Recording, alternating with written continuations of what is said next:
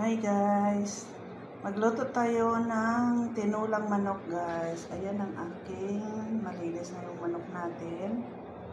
Ayan ang ating panggisa. Ayan, tinulang manok sa kapayas.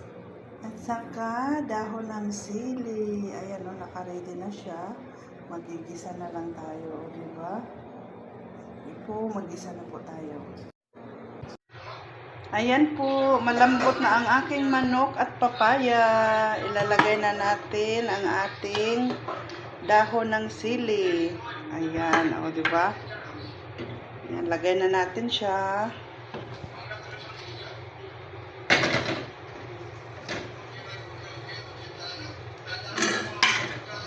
Ayan, o diba? Maraming dahon ng sili. Sarap humigop ng sabaw. Kahit mainit ang panahon, pero parang naghahanap yung sikmura ko ng sabaw.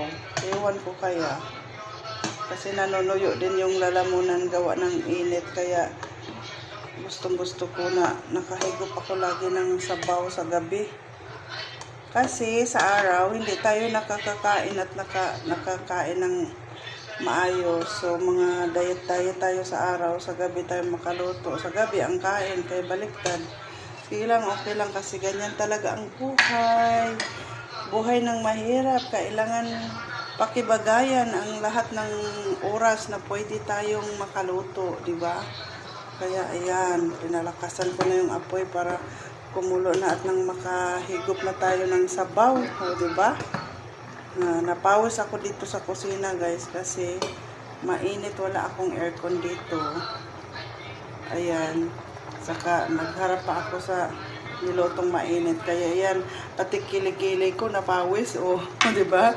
Tapos hihigupan pa ng sabaw na mainit. Kaya ayan.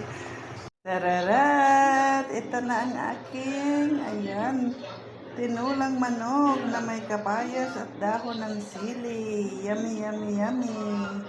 Let's eat na guys. Ayan.